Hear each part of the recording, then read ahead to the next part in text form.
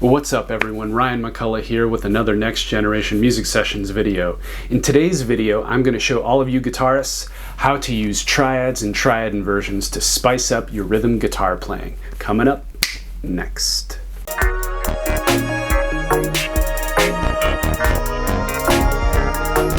In this video, I'm only going to be using the G major triad to demonstrate all of the inversions I'm going to be using. In the subsequent videos, I'll show you how to take the G major inversions and move them around into other chords. Secondly, I'll only be using applicable triads and their inversions. What that means is basically there are only a couple of voicings and a couple of inversions that we most frequently use when we're comping chords. So I'll show you those so you can really just hit the ground running with this. Okay, so we might as well start with what is a triad. So a triad is a 3-note chord. As you can tell from its name, there are going to be 3 of something, right? But it's not just a 3-note chord. So there are a couple of different types of 3-note, what we call sonorities, that are frequently used in music, and the most basic of which is what we call a triad. So it's not only 3 notes, but it's a specific ordering of 3 notes that comes from its what we call root position. I'll explain what root means in just a second. So every triad is made up of 3 notes, and their order is going to be the root, which is whatever you call the chord. So if we're talking about a G major chord, the root is going to be a G. If you're talking about a B flat major chord, the root is going to be a B flat, and so on. The second note is what we call the third. The third is called the third because it is a third away from the root. Now, if you're talking about a major chord, that third is going to be a major third, or 2 whole steps. If we're talking about a minor chord, that third is going to be a step and a half, or a minor third. Finally, the third note is what we call the 5th of the chord, and it's called the 5th because it's a 5th away from the root. And the distance between the root and the 5th is going to be 3.5 steps. You can really easily spot a 5th on the guitar because it's your power chord. You've been playing them for a very long time. So if you're a little rusty on your intervals, it's okay. There are plenty of resources out there to help you. I would be remiss if I didn't point out that I have a book called Guitarchitecture that is all about intervals on the guitar and how to map out the guitar using intervals. And it's available for purchase. You can see the link below in the description. So we're using the G major chord in this example. The G major chord is G, B, and D, right? That is, the root is G. The third, which is 2 whole steps above G, is going to be B. That's a major third away from G. And then D is going to be a perfect 5th away from the root. You can put these 3 notes in any order you want to, and that's what we call inversion. Specifically, inversion in sort of classical theory basically means that you can take a voicing that is an arrangement of the triad and start on either the root, which we call a root position triad, the third, which we call a first inversion triad, that's the first time we flipped it around, and the 5th, which is a second inversion triad because it's the second time we flipped it around. Now note, it doesn't matter what happens after you flipped it around. So just because, for example, you've got, say, a GBD chord, let's just say the arrangement of notes or the voicing is GDB, that doesn't mean that it's not a root position triad. The root is always going to be in the bass in a root position triad.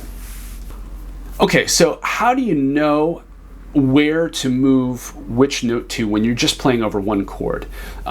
So the idea is this: if you're trying to figure out how to play different voicings or arrangements of notes of the G chord, you're always going to go in this succession: root, third, 5th, root, third, 5th, and so on, or G, B, D, G, B, D. That means when you move from position to position, a G is going to move up to a B is going to move up to a D, and a D is going to move up to a G. So the first group of voicings that I like to use are going to be on the D, G, and B strings, and they look like this: the root position, the first inversion, and the second inversion.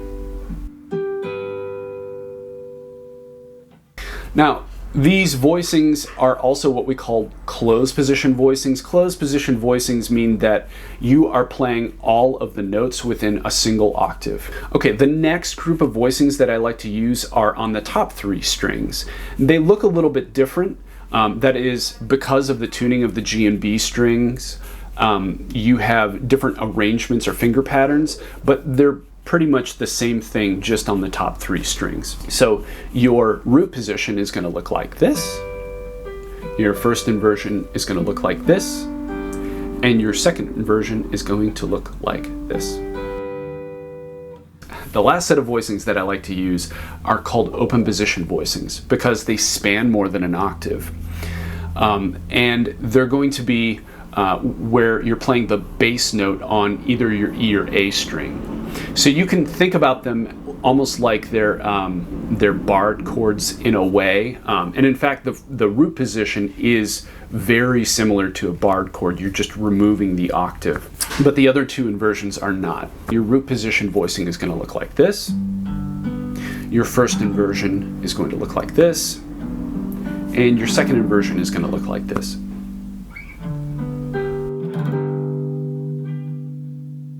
Root position, second inversion. First inversion. So one of the things that I love asking when I'm trying to acquire a new skill or learn a new concept is posing the justification question. Why should I be learning this? Why should you spend your valuable time learning chord inversions on the guitar? Well, I'll tell you, because if you're playing in a band with someone else, you're going to need to know how to play different chord versions than your other guitar player is playing. Furthermore, if you're trying to figure out how to do something a little interesting with some basic chord progressions, you're going to need to know your inversions. It's fundamental. So I can say all of these things, and you may or may not believe me, but let me demonstrate some of the possibilities that are available to you if you learn your triads. I consider this whole passage to be just over a G chord. That is, if I were playing with another guitar player just by myself, and I were playing just over a G fundamental harmony, these are some of the things that I might play.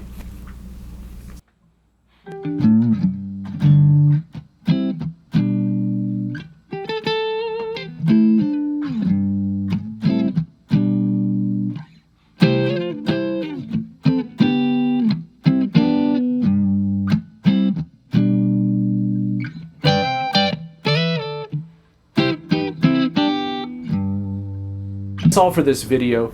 If you liked what we did here today, click the subscribe button below. We've always got some new videos coming out. So stay tuned for more Triad videos because I've got more coming out for you to help you expand your rhythm guitar playing vocabulary.